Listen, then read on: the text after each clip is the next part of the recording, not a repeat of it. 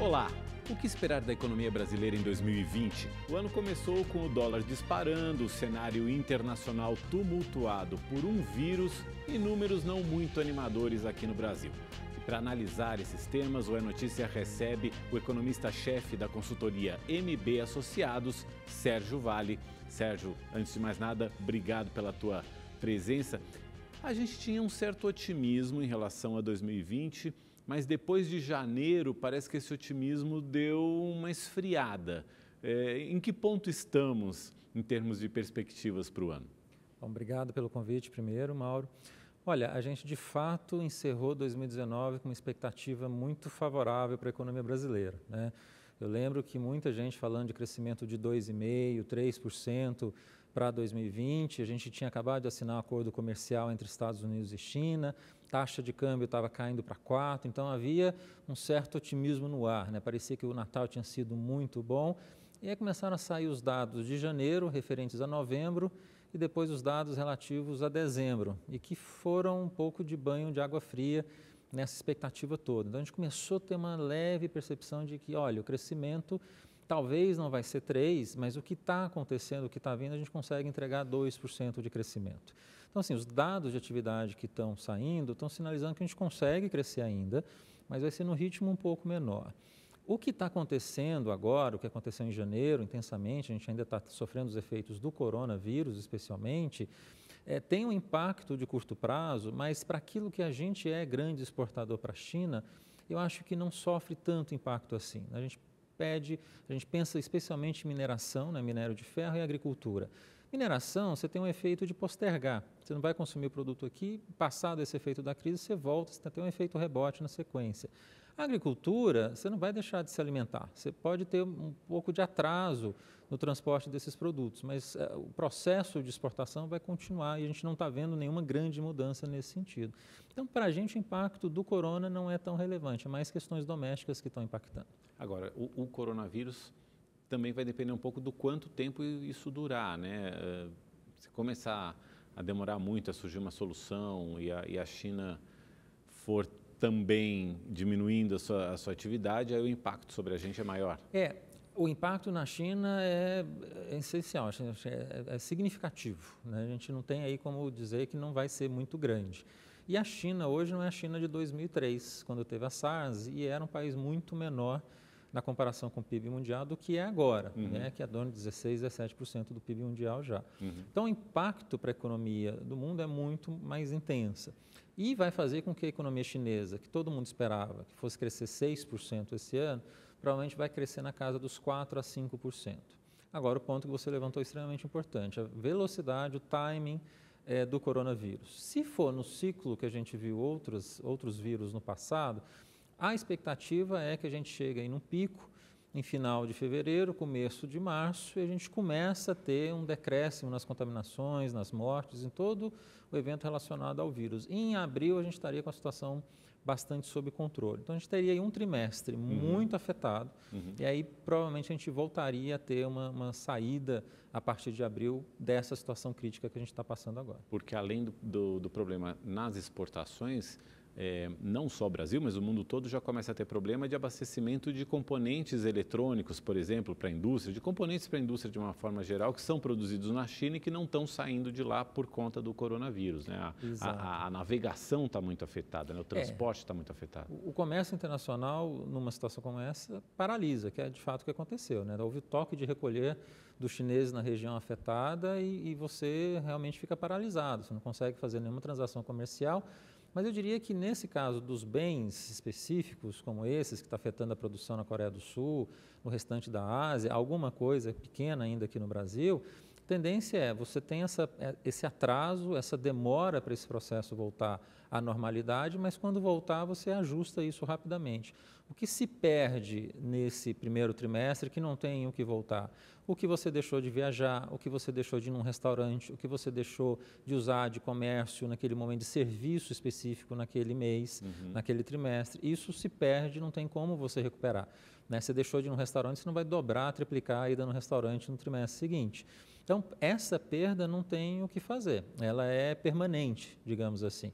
E aí faz com que o crescimento seja menor. Mas tudo que, especialmente o Brasil, está muito relacionado com a economia chinesa, eu diria que assim, atrasa, tem um efeito no primeiro trimestre, mas tenderia a ter um efeito rebote positivo no segundo e no terceiro trimestre desse ano. A ver aí em relação à evolução do coronavírus. Agora, uma questão que ficou muito evidenciada agora no começo do ano também, que já vinha despertando alguma preocupação no ano passado, mas que esse começo do ano também deu um pico, foi a questão cambial, o dólar subindo, batendo seguidos recordes, e tem aquela frase do Mário Henrique Simonsen, que ele fala que a inflação aleja, mas o câmbio mata. Semana passada o Banco Central entrou no mercado com venda de dólares para segurar um pouco o câmbio, mas é um sinal de preocupação? A gente deve ligar um alerta aí por conta do câmbio? Pois é, aí eu tenho que lembrar também de uma outra piada que se usa em economia para falar de câmbio, que Deus inventou a taxa de câmbio para humilhar os economistas, né? Porque é a coisa mais impossível que tem em economia para se prever. É muito difícil fazer previsão de taxa de câmbio. A gente está pagando agora um efeito muito concreto disso. Final de dezembro de 2019, o câmbio escorregando para 4, chegou ali 4,02, sinalizava que temos um primeiro trimestre muito normal. Mais estável, né? Muito estável, a economia brasileira estava sinalizando que ia ficar mais forte, acordo comercial Estados Unidos-China, tudo sob controle, de repente veio conflito Irã-Estados Unidos, queimadas muito profundas na Austrália, que trouxe toda a questão climática também intensamente, bem no meio do Fórum Mundial de Davos, né? E o coronavírus. Junto a isso tudo, a economia brasileira, que foram saindo os dados mais fracos, fez com que o Banco Central, que no início do ano começou falando, olha, a Selic vai ficar em 4,5% esse ano, muito provavelmente, sinalizando isso, né? Não dizendo explicitamente. Ao longo de janeiro teve que mudar de posição, porque a atividade está muito fraca ainda e a inflação permite que isso aconteça. Então, ele mudou do 4,5% para 4,25%. Essa mudança do 4,5% para 4,25% ajudou a mudar o patamar do câmbio de 4%, que estava, para 4,15%, 4,20%. Chegou no final do mês o Corona, foi para 4,35%, quase 4,40%. Né? Então, assim, eu acho que nos próximos meses, obviamente, considerando a piada do começo dessa pergunta, é muito difícil de prever, eu diria que passado esse efeito do corona, a gente tende a voltar um pouco essa taxa de câmbio. Então, assim, eu veria ela em torno de 4,15, 4,20, voltando ao que estava antes desse impacto do corona, lá para março. Quer dizer, para uma economia a juros de 4,25, uma taxa de câmbio 4,15, 4,20 mais ou menos. Isso, me parece que é uma taxa, vamos dizer, bem entre aspas, de equilíbrio para essa taxa de juros que a gente está, esse câmbio de 4,15, 4,20. Agora, eu acho que ainda vai entrar em discussão, Mauro, nas próximas semanas, uma atividade que ainda está fraca, a gente vai ter um crescimento esse ano que vai ficar na casa dos 2%, e uma inflação também muito baixa. Né? A gente está tendo um processo inflacionário muito razoável em janeiro e fevereiro agora, que permite ver um IPCA, né, o índice de preços ao consumidor no Brasil, que tende a ficar ali em torno de 3,3%, 3,4%, bem abaixo da meta esse ano de 4%. E por conta disso, o Banco Central teria espaço para pensar em algo que ele não colocou tão explicitamente na ata, que é o quê? Baixar um pouco mais a taxa de juros. Essa discussão ainda vai ficar nas próximas semanas. Se isso acontece, ainda pode ter uma leve alta dessa taxa de câmbio. E até quando a inflação aguenta uma taxa de câmbio subindo? Não vai ter um determinado momento em que isso vai se refletir na inflação?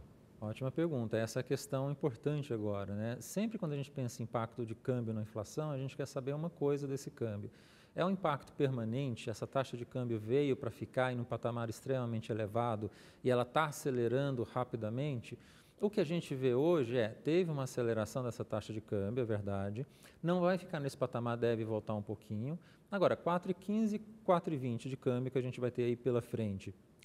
Impactar a inflação, eu acho que só aconteceria se a gente tivesse um processo de crescimento mais forte na economia. A gente ainda está com muita capacidade ociosa. Você jogar uma taxa de câmbio pensando que você vai ter repasse desse câmbio para a inflação, que você vai conseguir repassar isso para o consumidor, só se tivesse uma demanda muito forte acontecendo. Aí teria espaço para fazer esse repasse. Como a economia aqui está fraca, você não tem como repassar. Ou seja, uma parte desse aumento cambial vai ser incorporado na margem das empresas. Elas vão diminuir um pouco a sua margem e não vão conseguir repassar para o consumidor final. Aí não gera processo inflacionário, mas gera uma pressão de custo para as empresas. Exato, alguém paga essa conta. Alguém paga né? a conta. No caso, as empresas que vai ter essa pressão de custo, mas o que a gente fala, olha, tem um efeito temporário desse câmbio que subiu bastante agora, tende a voltar um pouco. E se de um lado você tem problema na parte de importação de bens de capital, tudo isso fica mais caro, insumos industriais, da outra parte você tem a capacidade de exportar mais. Né? A taxa de câmbio mais depreciada Sim. ajuda na exportação em geral. Né? Nesse momento não ajuda tanto porque a economia mundial está mais fraca. Então a gente não consegue se beneficiar tanto dessa taxa de câmbio mais depreciada. A gente tem, de novo, a gente importa insumos para a indústria, a gente importa insumos para o agronegócio, fertilizantes, defensivos agrícolas. Não é só o vinho, né? Não é só a viagem para o exterior que é impactada. A gente tem bastante os próprios combustíveis. Eu acho que aí pega para todo mundo, né? A questão do petróleo, isso tudo é dólar, né? Não tem jeito. A gente é uma economia que, apesar de ser fechada, historicamente, quando a gente olha as exportações e importações no Brasil e compara com o tamanho da economia, com o tamanho do PIB, o Brasil é um dos países mais fechados do mundo. A gente importa muito pouco e exporta muito pouco em relação ao que a gente poderia exportar. Né? Então, nesse sentido, muita coisa é afetada, mas talvez não tão afetada como seria em outros países que são muito mais abertos. Mas faz parte do processo. Essa variação cambial que a gente está passando agora, digamos assim, é uma variação saudável, digamos, ela tem um fundamento positivo, que é a taxa de juros que está caindo no Brasil. Tem aí questões momentâneas, como a questão do coronavírus, mas que tende a voltar. Quer dizer, não é por conta de uma crise, por conta do impeachment lá atrás, por exemplo, que jogou a taxa de câmbio para cima, não é uma situação crítica política, alguma coisa nesse sentido. São fundamentos e, por serem fundamentos, são mais positivos. Né? Agora, essa taxa de juros, ela também afugentou investidores, né? O ano passado a gente teve uma saída aí de 62 bilhões de dólares de investidores aqui do Brasil. Aí, no caso, a gente não está falando em investir em produção, a gente está falando em investir no mercado de capitais.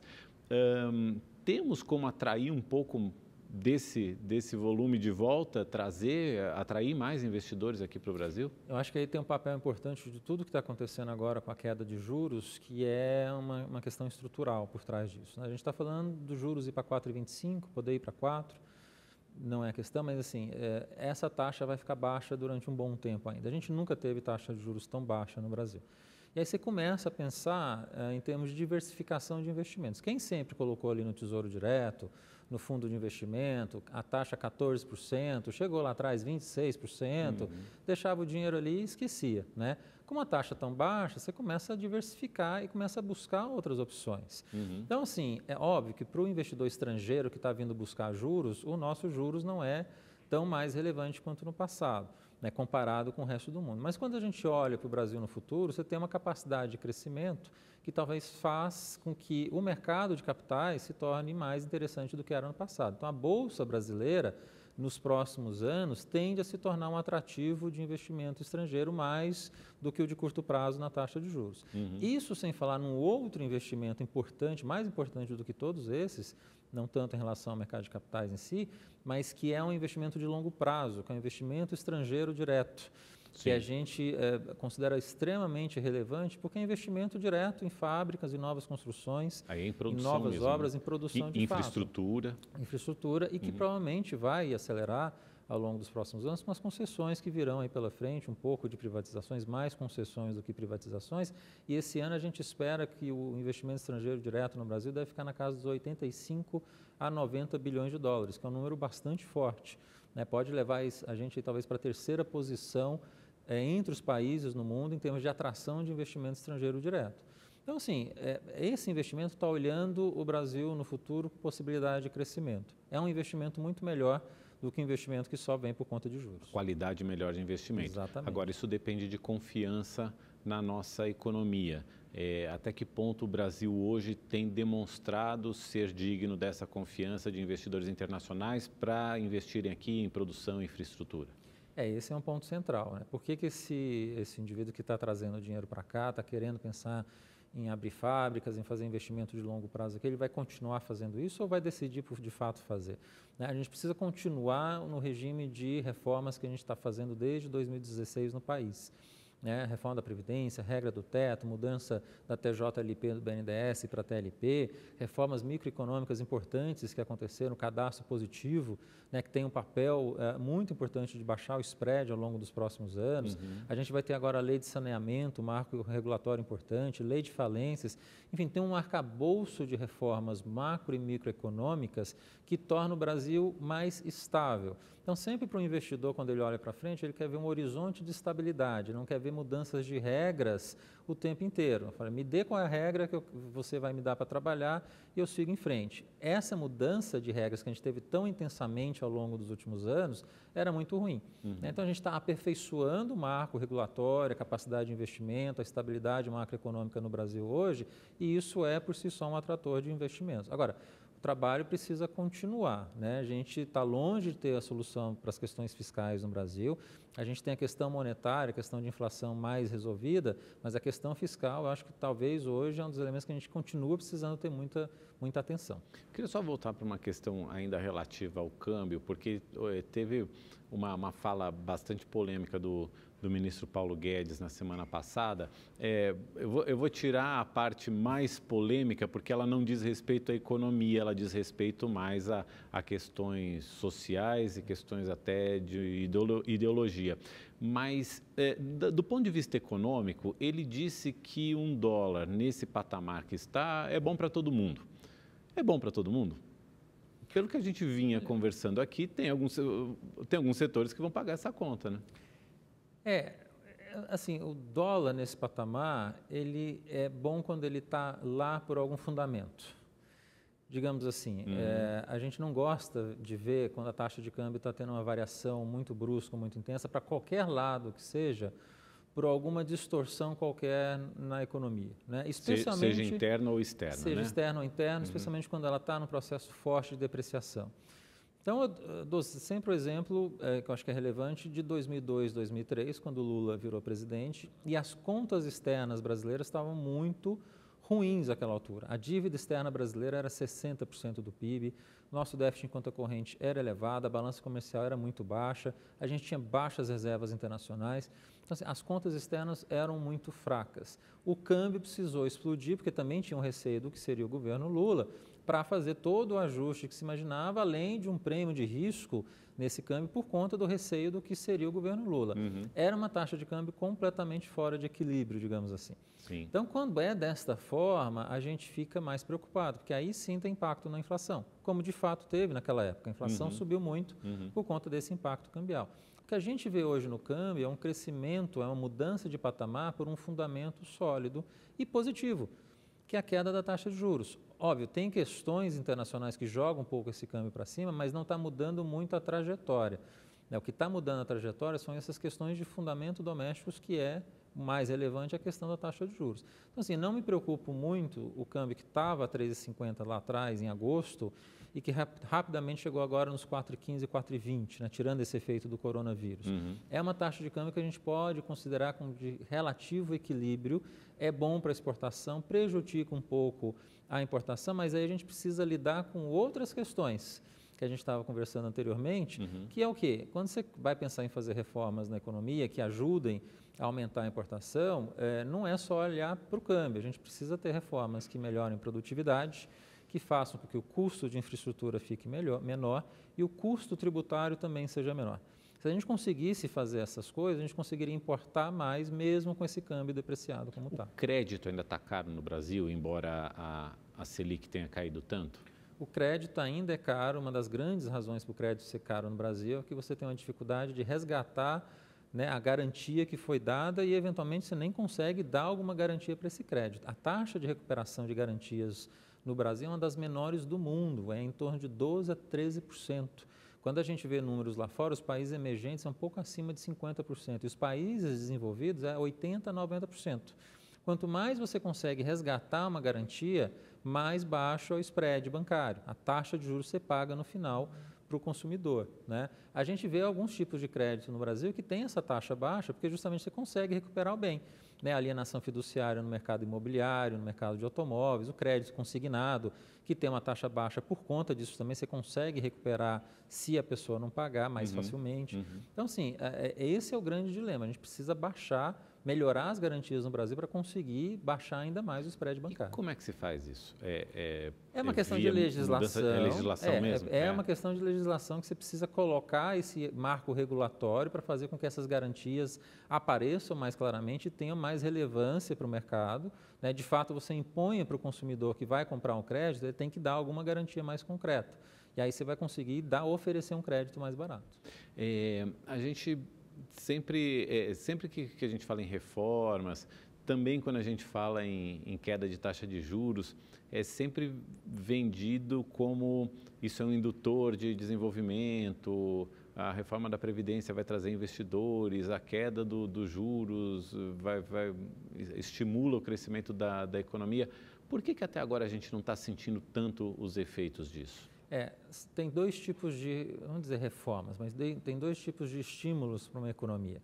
Tem os estímulos de curto prazo, que a gente viu intensamente ao longo dos últimos anos, que é o quê? Você injetar dinheiro rápido no BNDES, fazer desonerações, baixar a taxa de juros, forçar a Caixa Econômica, o Banco do Brasil a baixar. Esse tipo de tentativa, aumentar gasto público intensamente, contratação de servidor, salário de servidor, são tentativas de estímulo rápido de curto prazo. Gera crescimento. Está passando um filme aqui na minha cabeça. A gente já viu isso intensamente no Brasil. Né? Gera muito crescimento de curto prazo, mas lá na frente a gente paga a conta e a gente está pagando a conta até hoje.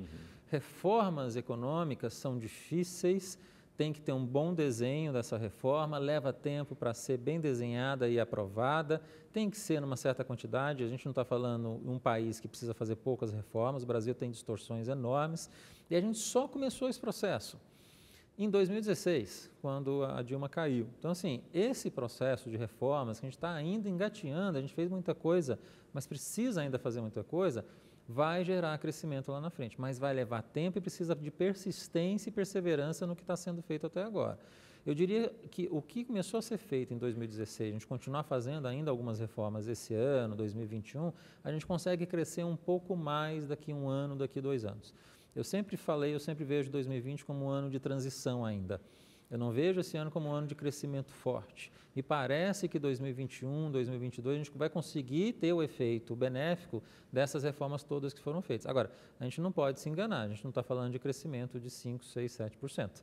A gente está falando de um crescimento que vai ficar ali próximo de 3%, que é o que a gente consegue crescer hoje também. Eu ainda quero voltar a essa questão do crescimento, mas eu vou emendar, já que a gente começou a falar de reformas, as duas que estão mais ali na boca do túnel para sair são a reforma tributária e a reforma administrativa. Tem também todo aquele conjunto de medidas que o governo mandou para o Congresso no ano passado, que são mais emergenciais, que são as PECs emergenciais. Vou começar pela reforma tributária, que está se desenhando aí para a criação de um imposto unificado, unindo ISS, ICMS, PIS, COFINS e IPI. É uma boa medida? É um caminho interessante para simplificar a tributação no Brasil? Eu sou muito favorável à proposta do API, né, da PEC 45 que está na Câmara, que unifica esses impostos no Brasil, torna muito mais simples o sistema tributário brasileiro. Eu acho que a grande vantagem da proposta da PEC 45 é que ela dá um tempo longo para você fazer a transição desse sistema hoje que é totalmente dividido para um sistema que é integrado.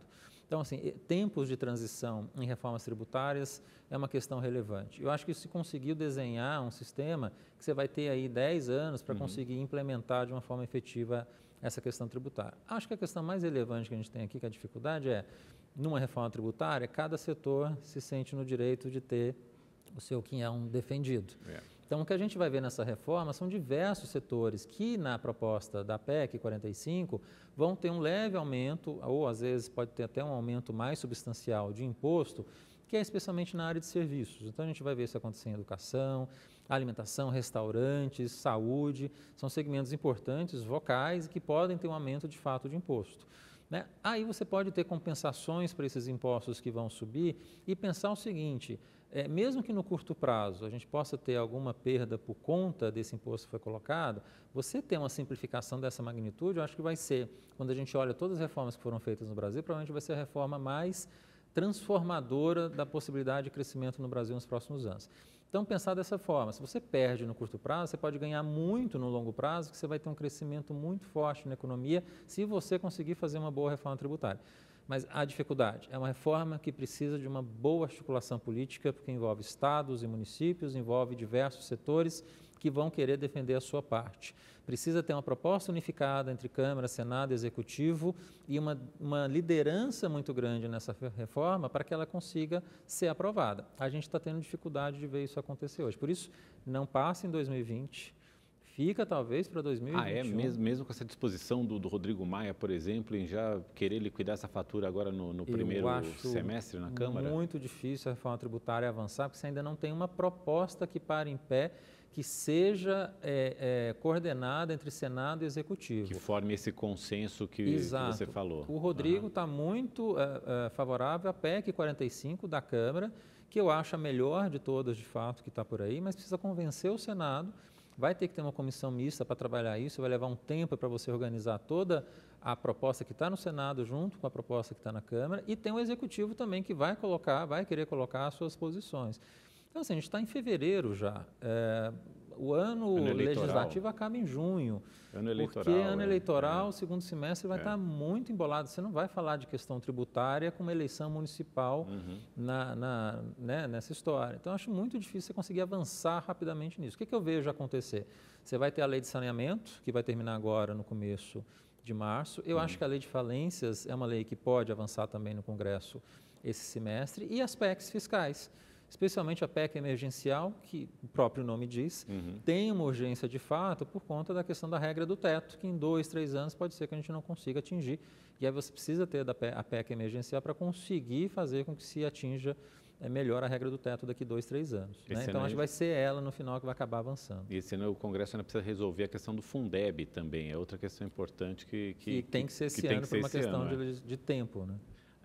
Então, essa transição que você se referiu de 2020 ser um ano de transição, me parece que 2021 também ficaria sendo outro ano de transição se essa reforma tributária passar para 2021, né? Mas vamos pensar da seguinte forma, se a gente chegar no final desse semestre, tiver uma proposta em pé, boa, já unificada, bem azeitada, já conversou com governadores, municípios, diversos setores, você já conseguiu meio que ajeitar uma boa reforma, você consegue fazer com que ela avance ao longo de 2021. Ainda não é ano eleitoral, né, que vai ser 2022, você consegue, e seria o ideal que perca o ano inteiro de 2021 na reforma tributária, mas vai ser uma perda relevante por conta de uma reforma como essa. Né? Eu não vejo tempo hábil para a gente conseguir avançar intensamente nela agora, não. Tem que ter muito cuidado para não se cair nessa reforma, nas tentações de querer compensar com desonerações ou com formas de retribuição esses setores que podem ser mais sacrificados. Né? Tem que tomar um cuidado maluco. Muito cuidado nisso e talvez um pouco da proposta que está no Senado é que você criar diversos impostos seletivos. Né? Você vai ter imposto para a comunicação, imposto de energia, imposto de combustíveis, você começa a ter um monte de tipos de impostos diferentes, aí outros setores vão falar, eu também quero o meu, você está tendo o seu imposto. E imposto seletivo é para uma questão específica, né? Para fumo, para bebida, são para esses tipos de bem, não deveria se espalhar para outros. Então essa é uma discussão que vai ficar profunda também. O Senado está muito convicto dessa proposta do Raul, né, antiga, de manter esses impostos seletivos. O da Câmara não. E o Executivo a gente ainda não sabe direito o que quer fazer também. Tributar dividendos, lucros e dividendos é interessante e reduzindo, no caso, o imposto de renda para a pessoa jurídica e aumentando o da pessoa física, é interessante, gera mais equilíbrio? Essa é uma outra parte da reforma tributária que é extremamente importante, que me parece, às vezes, que é mais cara ao Executivo. Né? Desculpa até te interromper, mas para o pessoal entender bem, existe uma parte que ela não promove justiça social, né? E existe uma parte que vai cuidar dessas questões de promover uma igualdade maior aí de quem pode mais pagar mais imposto. Eu acho que a reforma tributária no Brasil pode ir por esses dois lados. Você trazer simplificação no imposto que é cobrado de bens e serviços vai facilitar a vida das empresas, tem uma tendência de aumentar a produtividade e diminuir custos enormemente ao longo dos próximos anos. Por outro lado, quando a gente está falando de imposto de renda, você está falando, além do imposto em si, uma questão distributiva. Né? Exato. O imposto de renda no Brasil, será que ele é bem distribuído? Quer dizer, as taxas mais elevadas de alíquota de imposto de renda, de 27,5%, quando a gente pega o emprego formal, pode ser ok, quer dizer, a gente não precisa aumentar, majorar muito essas alíquotas, mas aí você pega justamente uma parcela muito grande que está fora dessa CLT tradicional que paga imposto de renda, que é justamente esses que recebem por dividendos. E esses vão entrar agora, de fato, nessa reforma para começarem a pagar mais imposto. Então, acho que aí você traz uma questão de igualdade, né, na tributação no Brasil, na parte de imposto de renda, que eu acho que é uma questão relevante também. Mas, assim, essa é uma questão à parte, né, que o governo, o executivo, me parece mais concentrada. E talvez, me parece, deixando a parte de imposto de bens e serviços ser levada pelo Congresso. Se for assim, se a gente conseguir fazer esse equilíbrio de alguma forma, tá perfeito. A gente acabou de falar sobre reforma tributária, eu queria falar um pouquinho sobre reforma administrativa também. Por que essa reforma pode nos ajudar também na economia? Reformar o Estado, o modo como as carreiras do Estado são conduzidas, remuneração, avaliação de servidores públicos, por que isso é um fator que pode nos ajudar a nos desenvolver também?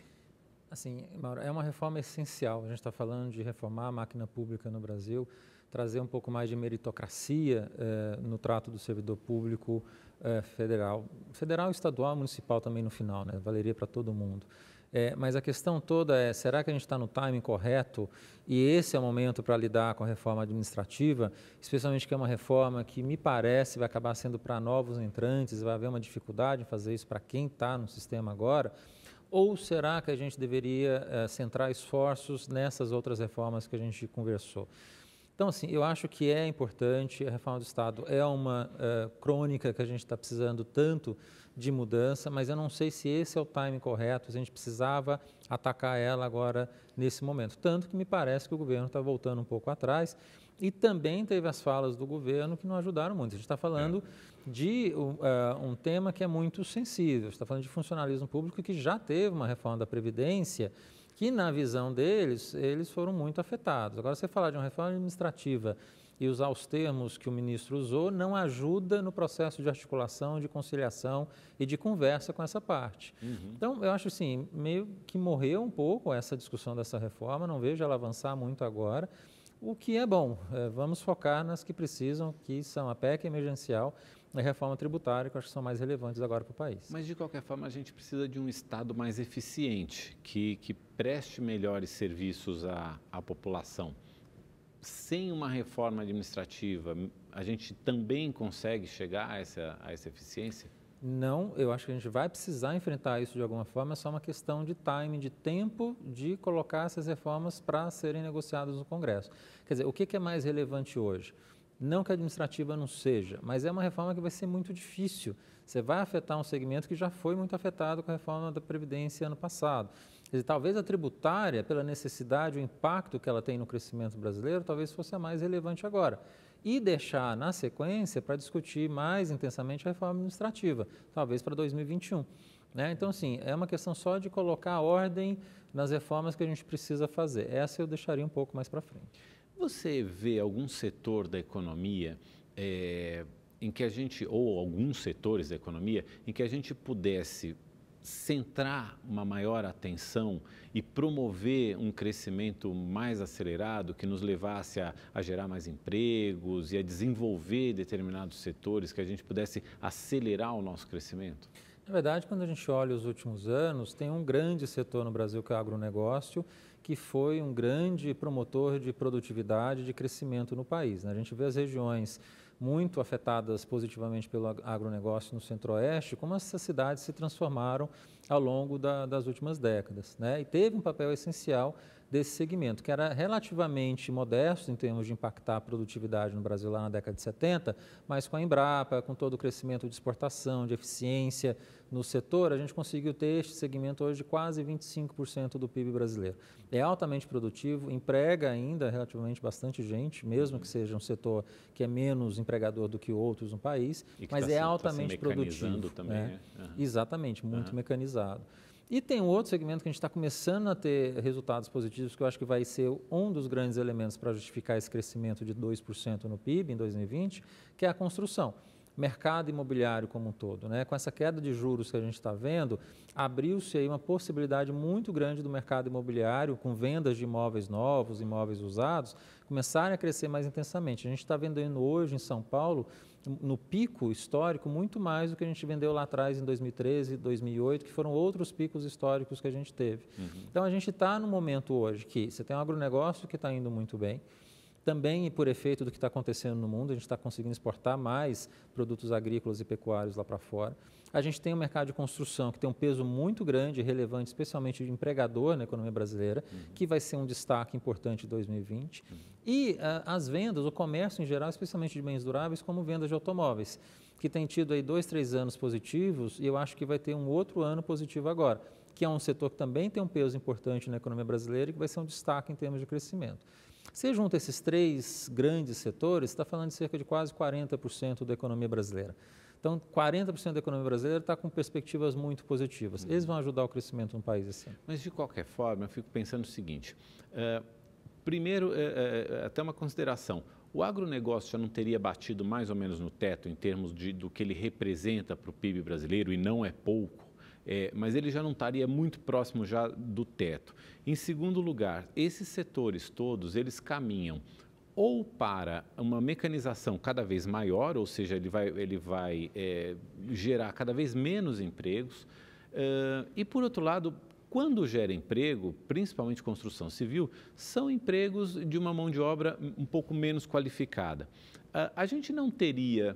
Primeiro, eu queria saber se essa minha análise tem sentido. E segundo, a gente não teria outros setores em que a gente pudesse olhar e começar a desenvolver agora um desenvolvimento um pouco mais rápido, olhando para o futuro, que consiga gerar mais empregos de mão de obra mais qualificada, que gerem inovação e que gerem um crescimento mais sustentável ao longo do tempo?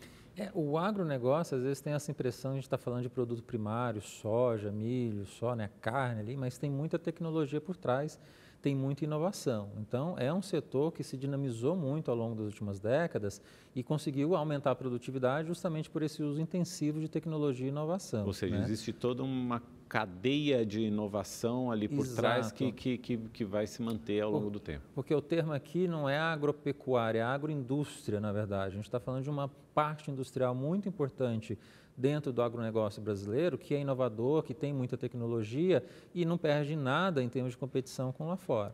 Né? Agora, de fato, Mauro, você está falando de um ponto extremamente importante, é quando a gente olha para frente, esses setores que se abriram para a economia mundial, como é o agronegócio, estão se beneficiando. Agora, olhando para frente, a gente precisa passar por um processo de abertura da nossa economia, mas fazendo também um processo de diminuição de custo tributário e custo de infraestrutura, né? Acho que tem que ir por essas 3 frentes, aí você conseguiria, no futuro, melhorar a performance da indústria brasileira.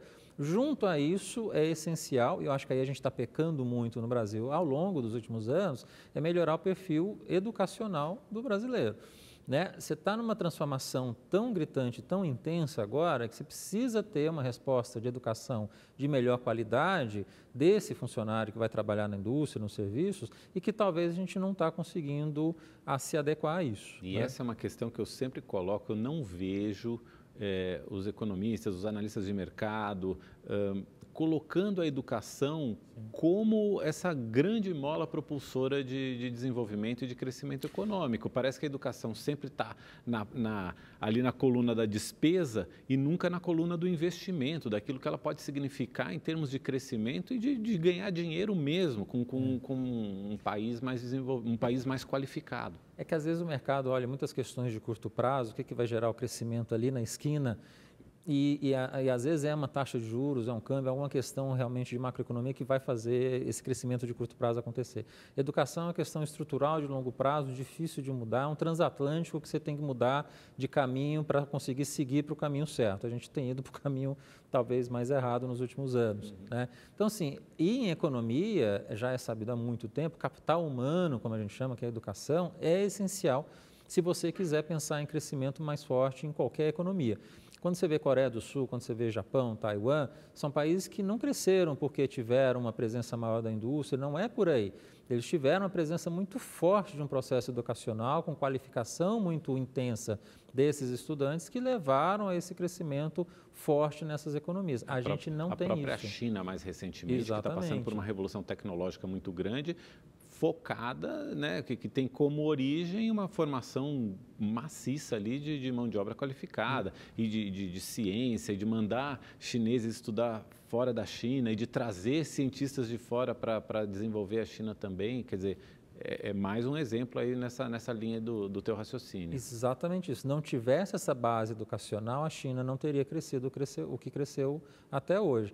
Por isso que a gente olha para frente, todas as reformas são importantes, mas talvez a que está sendo mais negligenciada e é extremamente relevante no longo prazo é a questão educacional. Por isso que quando a gente olha no longo prazo no Brasil, a gente não consegue ver um crescimento coreano, japonês de 5%, 6%, 7% se manter. Até porque a demografia também, a gente está numa fase desfavorável da demografia.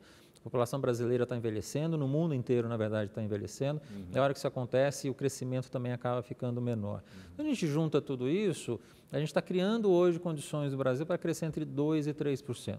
A gente não pode se iludir, porque tudo que está sendo feito não vai fazer com que a gente consiga aí crescer 5%, 6%, como a gente gostaria. Não há espaço para tudo que está sendo feito hoje, para a gente conseguir ter uma aceleração forte de crescimento. E educação é um ponto essencial aqui nessa história. Eu penso num outro setor que a gente ainda explora muito pouco e que talvez a gente conseguisse acelerar no curto prazo, que é o setor de turismo, por exemplo.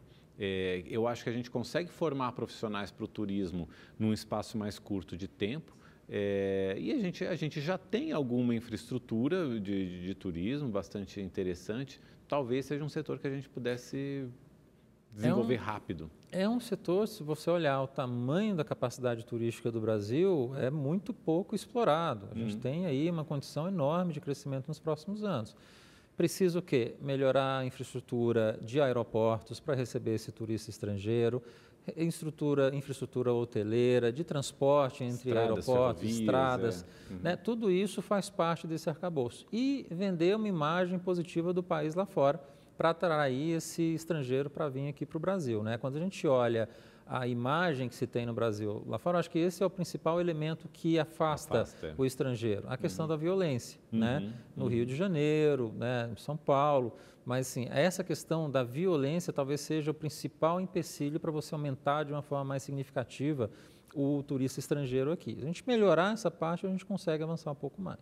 Falando aí em infraestrutura, eu queria a tua análise, por favor, do programa de concessões e privatizações do governo.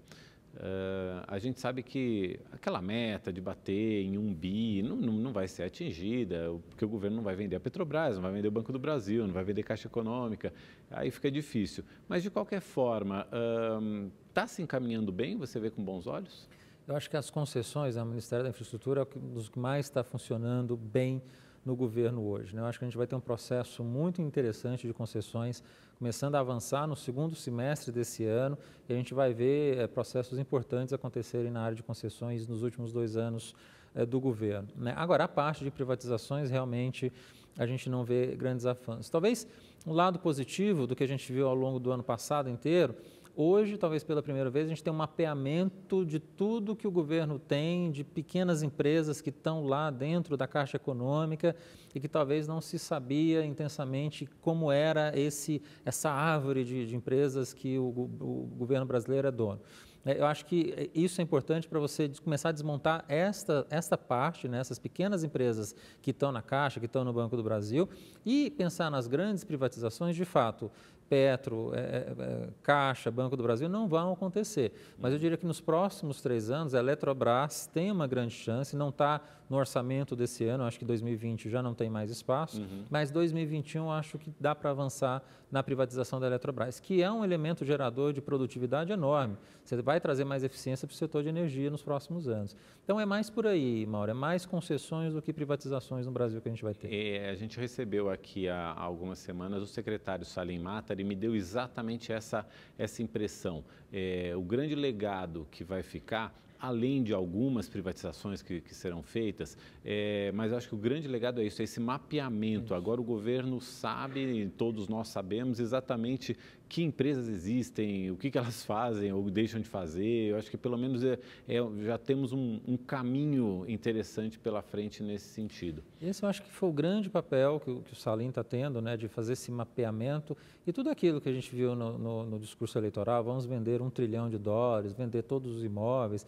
A gente sabia que tinha uma certa dificuldade em implementar aquele discurso, né? A gente caiu na realidade, mas é uma boa realidade que está percebendo, olha, a gente tem isso de empresa, a gente vai conseguir vender isso, a gente não tem ilusão de que algumas a gente não vai conseguir mexer, apesar de querer, né? Eu tenho certeza que o governo, especialmente o Ministério da Economia, gostaria muito de vender Petrobras, Caixa e Banco do Brasil, mas não vai acontecer. Deixa isso para lá, nesse governo não vai dar. De qualquer forma, na tua opinião, qual que deve ser o tamanho do Estado? O Estado tem que ser eficiente, a gente não pode pensar nunca no Estado mínimo em que ele não existe.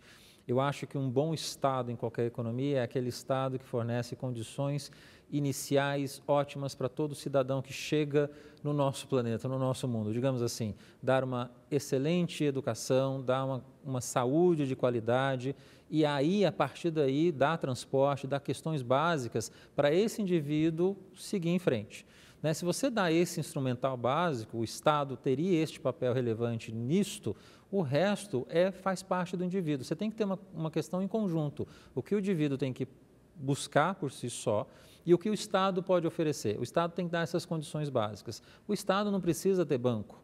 O Estado não precisa ter empresa de petróleo, não precisa estar nessas áreas, o setor privado pode fazer isso. Se houvesse essa consciência no Brasil e essa demonização, né, de que não vamos destruir o Estado, não é por aí, é tornar o Estado mais eficiente e focado naquilo que precisa ajudar o cidadão. Né? Se fosse por isso, você tiver um grande investimento bem feito, positivo em educação, saúde, transporte, já estava razoável, a gente não precisaria de mais nada. E a partir daí o Estado agiria apenas como um grande regulador ali da atividade econômica. Um grande coordenador, atuando na parte de regulação, claro, tem essa questão também, mas eu vejo sempre o Estado dessa forma, sendo um grande indutor na formação do indivíduo, dando segurança na parte de educação e saúde. E nesse modelo, onde entram programas sociais, a gente é um país pobre, a gente tem uma população até miserável, muito grande, onde entraria a parte social do Estado? Essa é a grande arte, porque a gente está falando aqui de dar condições básicas iniciais para o indivíduo. Vai chegar algum momento que vão ter indivíduos que vão ter capacidade de pegar isso que ele recebeu do Estado de Educação e Saúde e deslanchar. Vão ter outros que, por alguma razão qualquer, vão ficar para trás. Aí entra também um papel do Estado de bem-estar social, digamos assim, de fazer uma proteção social para esse indivíduo. Passa pela Previdência, passa por Bolsa Família, passa por programas que existem de proteção a essa parte da população que ficou para trás. Eu acho que tem que ter os dois lados. Você não consegue evoluir só pelo Estado que está olhando só saúde e educação, mas você tem que olhar o Estado de proteção social também. Em todos os países envolvidos do mundo, esse Estado existe e funciona. A gente precisa desenvolver a nossa parte aqui desse Estado de bem-estar social. O Bolsa Família é um início perfeito disso que teve lá atrás, a gente precisa aperfeiçoar, não acabar. Né? Então, assim, eu acho que a gente está no caminho de tentar, talvez, nos próximos anos, ter esse Estado e passar essa mentalidade do que a gente precisa ter do Estado. Né? Não é um Estado gigante, inchado, que atua em todas as áreas. Não funciona dessa forma.